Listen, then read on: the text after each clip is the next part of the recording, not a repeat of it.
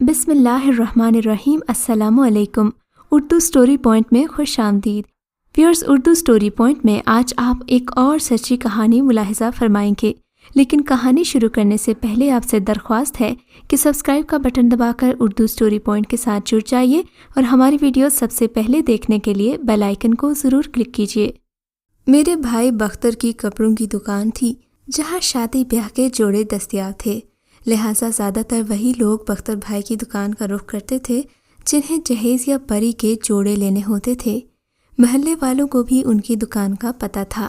کسی کے گھر میں شادی ہوتی تو خواتین بختر بھائی کی دکان پر خریداری کے لیے جانا پسند کرتی تھیں، کیونکہ وہ نہ صرف خوش اخلاق تھے بلکہ لحاظدار بھی تھے، اپنے محلے والوں کے ساتھ قیمت میں رعایت بھی کرتے تھے۔ یہ بات سب کو معلوم تھی، اسی لیے وہ اپنے علاقے میں مقبول تھے۔ ان کی عمر 22 سال تھی۔ وہ بہت ہینڈسم تھے اور متاثر کن شخصیت کے مالک تھے۔ والدہ نے ان کے لیے رشتہ داروں میں کئی لڑکیاں دیکھی تھیں، مگر بختر بھائی انکار کرتے تھے، انہیں کوئی لڑکی پسند ہی نہیں آتی تھی۔ ایک دن ایک لڑکی ان کی دکان پر آئی، اس نے کچھ کپڑے خریدے۔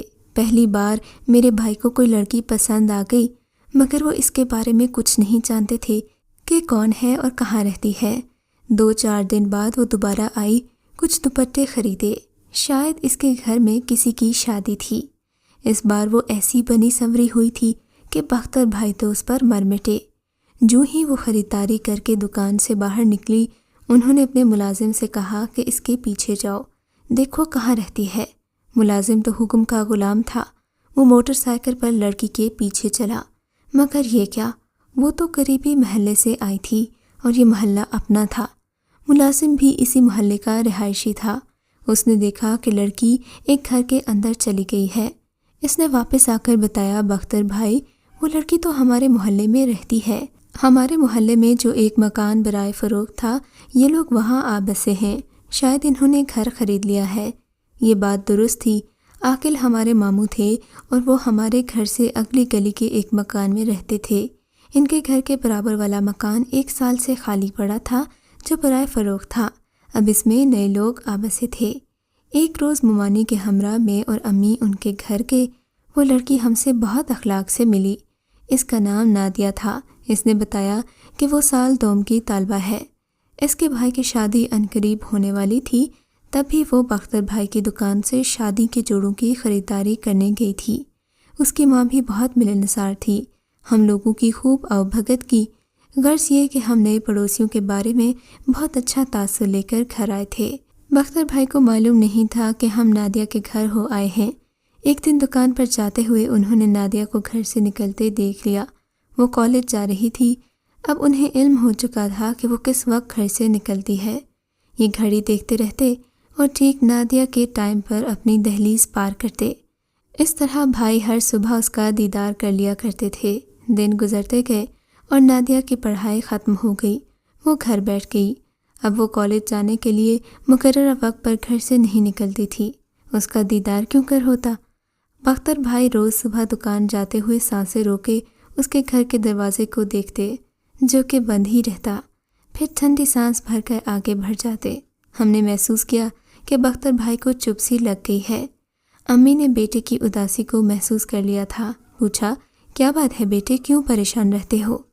مگر بیٹے نے کوئی جواب نہ دیا بلکہ ماں کے سوال کو ٹال دیا، بس اتنا کہا کہ آج کل کاروبار اچھا نہیں جا رہا۔ ایک روز امی نے پھر ذکر چھیڑ دیا، بختر، عمر نکلتی جا رہی ہے، شادی کب کرو گے؟ کیا اس وقت جب سر کے بال سفید ہو جائیں گے؟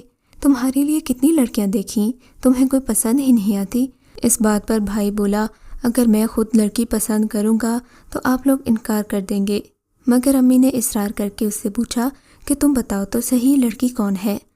بختر بھائی نے ٹھنڈی سانس لے کر کہا کہ امان صاحب کے گھر جا کر لڑکی دیکھ آئیے۔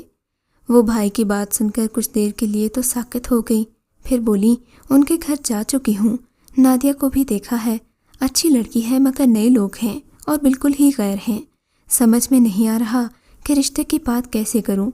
بہرحال بیٹے کی خوشی اسی میں مظہر پا کر انہوں نے ہمت کی اور امان صاحب کے گھر ان کی بیٹی کا رشتہ بختر بھائی کے لیے طلب کرنے چلی گئیں۔ وہاں سے انکار ہوا تو مایوس ہو کر لوٹ آئیں۔ بختر بھائی دکان سے آئے تو والدہ سے پوچھنے لگے، کیا جواب ملا امی؟ مگر والدہ نے بتا دیا کہ انکار کر دیا ہے۔ انہوں نے کہا تو بھائی یکدم خاموش ہو گئے، ایسی چپ سادھی کہ کسی سے بات کرتے اور نہ ہی ہنسی مذاق۔ ہنسی مذاق تو کیا، 10 بار سوال کرو تو ایک ہوں میں جواب ملتا، جیسے نادیہ کے گھر والوں کا انکار ان کی زندگی کا روگ بن گیا تھا۔ چند دن گزرے تھے کہ نادیہ کے گھر سے مٹھائی کا ڈبہ آ گیا، اس کا رشتہ طے ہو گیا تھا۔ میں یہ دیکھنے گئی کہ وہ خوش ہے یا نہیں۔ وہ بہت خوش تھی، جیسے اس کی خواہش کے مطابق اسے جیون ساتھی مل گیا ہو۔ اس کا ہونے والا جیون ساتھی تعلیم یافتہ اور بیرون ملک سے خوب دولت کما کر لوٹا تھا۔ میں نے بختر بھائی کو سمجھایا کہ نادیہ کی شادی کی تاریخ رکھی جا چکی ہے، لہٰذا اب آپ اس کا خیال دل سے نکال دیں۔ اس کا منگیتر اس کا کزن بھی ہے اور ان کا آپس کا رشتہ بہت زیادہ مضبوط ہے، کیونکہ ان کی بات بچپن سے ہی طے ہو چکی تھی۔ ایسے معاملات میں ہم کچھ نہیں کر سکتے۔ دنیا میں نادیہ سے کہیں اچھی اور خوبصورت لڑکیاں موجود ہیں، ہم کسی اور لڑکی کو تلاش کر لیں گے۔ شادی تو نصیبوں کی بات ہوتی ہے، ایسے میں دل کو غم سے لگانے سے کیا ہوگا؟ مگر میرا بھائی ایک ایسے روگ میں مبتلا تھا جس کا کوئی علاج نہ تھا۔ المیہ یہ تھا کہ بیچاری نادیہ کو قطعی ہماری بھائی کی اس یک طرفہ محبت کا علم نہیں تھا۔ وہ تو اپنی خوشیوں میں مگن تھی۔ شادی کی تاریخ مقرر ہو چکی تھی اور اس کا منگیتر واحد دبئی سے شادی کے لیے پاکستان آ گیا تھا۔ واحد کو نادیہ پسند تھی کیونکہ یہ اس کے بچپن کا پیار تھا۔ وہ خوشی سے نہال تھا۔ نادیہ بھی خوبصورت اور باسلیقہ لڑکی تھی، والدین کی لاڈلی، جنہوں نے اس کے جہیز کے لیے ہر چیز خریدی تھی اور کوئی کسر اٹھا نہیں رکھی تھی۔ شادی کا دن آ گیا تو نادیہ نے مائیوں کے روز مجھے بلا بھیجا۔ پڑوسی ہونے کے ناطے مجھے ان کی خوشی میں شریک ہونا تھا۔ رسم مہندی دھوم دھام سے ہو گئی اور اگلے روز جب رخصتی تھی تو نادیہ کو 16 سنگھار کر کے دلہن بنایا گیا۔ وہ آسمانی حور لگ رہی تھی، اس پر اتنا روپ چڑھا کہ ایسی حسین دلہن میں نے کبھی نہیں دیکھی تھی۔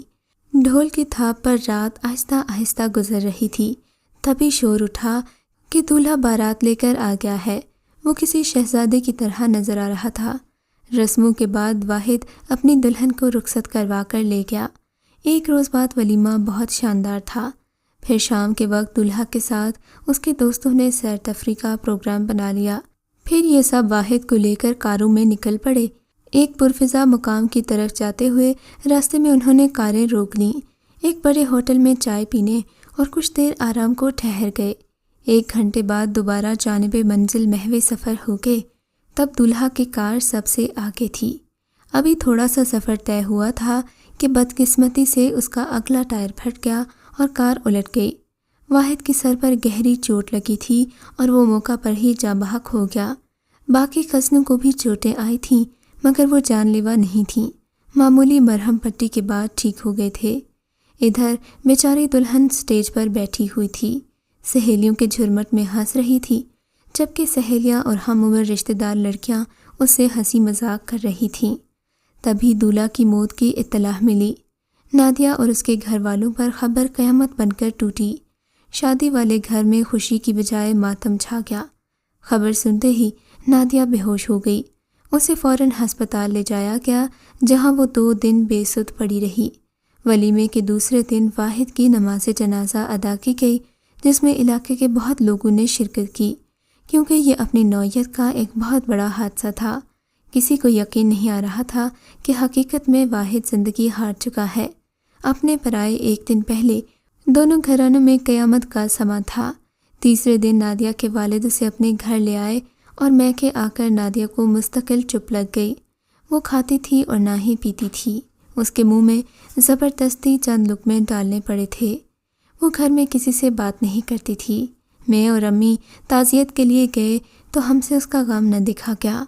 کہتے ہیں کہ وقت سب سے بڑا مرہم ہوتا ہے۔